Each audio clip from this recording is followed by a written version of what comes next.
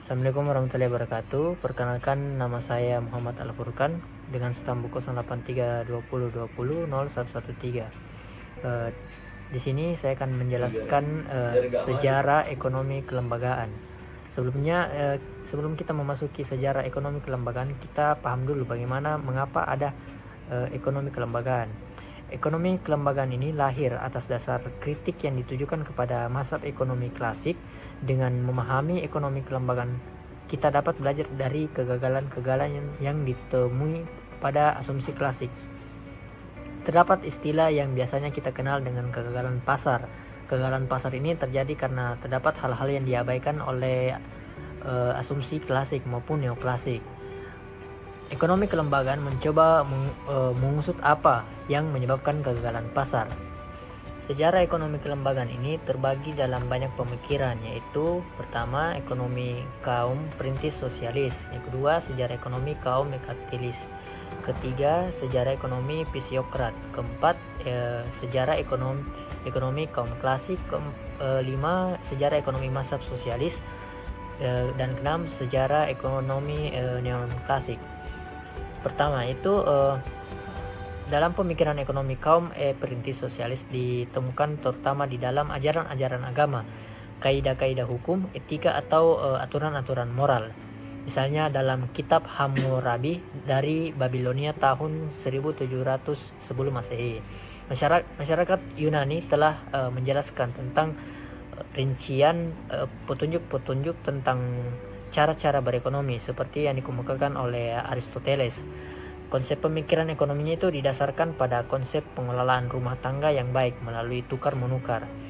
Aristoteles lah yang membedakan dua macam nilai barang, yaitu nilai guna dan nilai tukar.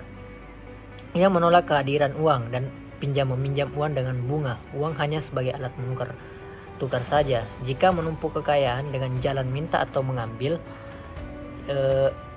maka uang menjadi mandul atau tidak produktif. Yang kedua, yaitu pemikiran ekonomi kaum merkantilis. Merkantilis ini merupakan model kebijakan ekonomi dengan campur tangan pemerintah yang dominan. Proteksionisme serta politik kolonial ditunjukkan dengan tujuan mewujudkan neraca perdagangan luar negeri yang menguntungkan.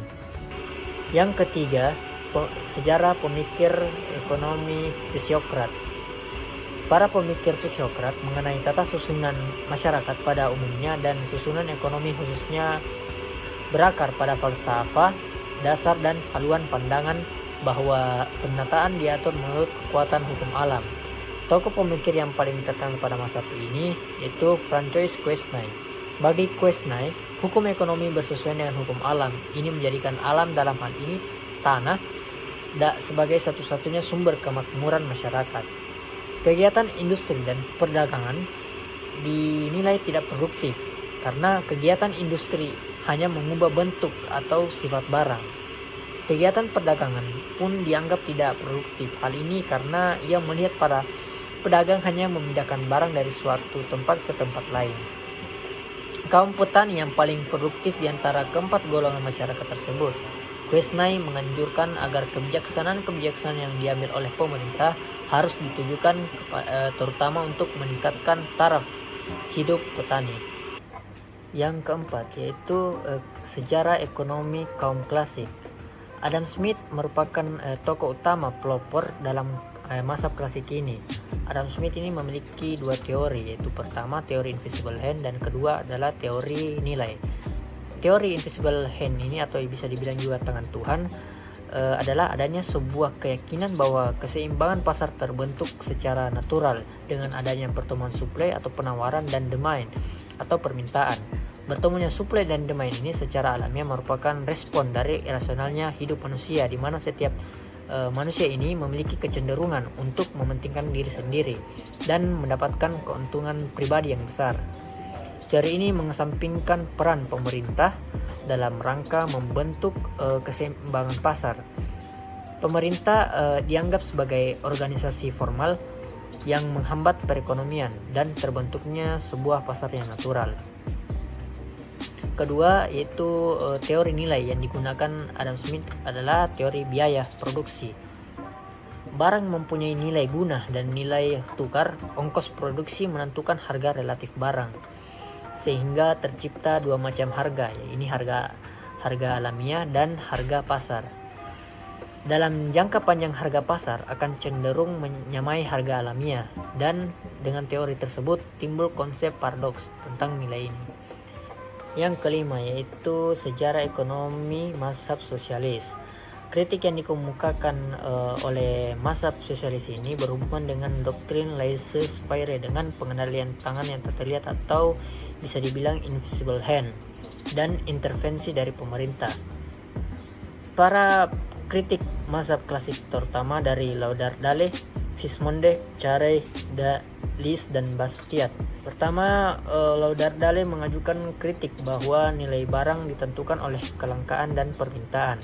Kedua, Muller dan Lis melihat bahwa nilai barang ditentukan tidak hanya oleh modal fisik tetapi juga oleh modal spiritual dan modal mental. Ketiga, Carey melihat tentang teori nilai dari segi teori biaya reproduksi. 4. Bastiat bahwa faktor-faktor yang menentukan nilai barang adalah besarnya tenaga kerja yang dikorbankan pada pembuatan barang. Menurut beliau, hal-hal yang menjadi karunia alam tidak mempunyai nilai kecuali telah diolah manusia.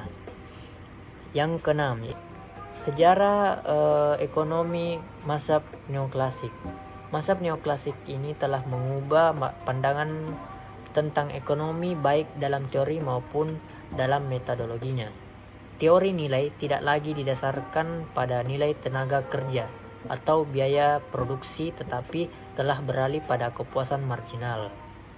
Salah satu pendiri mazhab neoklasik yaitu Gosen, dia telah memberikan sumbangan dalam pemikiran ekonomi yang kemudian disebut sebagai hukum Gosen 1 dan hukum Gosen 2. Hukum Gosen 1 ini menjelaskan hubungan kuantitas barang yang dikonsumsi dan tingkat kepuasan yang diperoleh. Hukum Gosen 2 bagaimana konsumen mengalokasikan pendapatannya untuk berbagai jenis barang yang diperlukannya. Runtuhnya aliran neoklasik. Krisis ekonomi yang dikhawatirkan terjadi di Indonesia sesungguhnya tidak sepenuhnya disebabkan oleh kinerja perekonomian saja, melainkan ada faktor lain yang menjadi penyebab, yaitu hilangnya trust atau kepercayaan.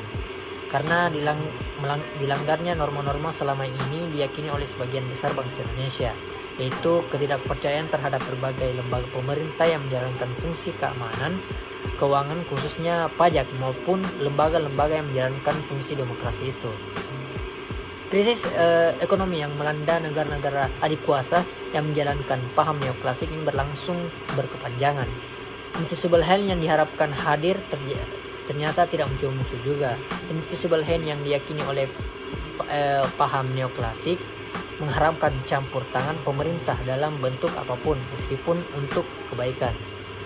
Paham neoklasik banyak memberi kemudaratan, khususnya di negara berkembang seperti Indonesia. Itu pertama, ketimpangan distribusi pendapatan. Kedua, kerusakan lingkungan. Dan ketiga, hilangnya norma-norma kebersamaan. Itulah yang bisa saya sampaikan pada video ini. Kurang dan lebihnya mohon dimaafkan. Wabillahi taufiq wal hidayah. Assalamualaikum warahmatullahi wabarakatuh.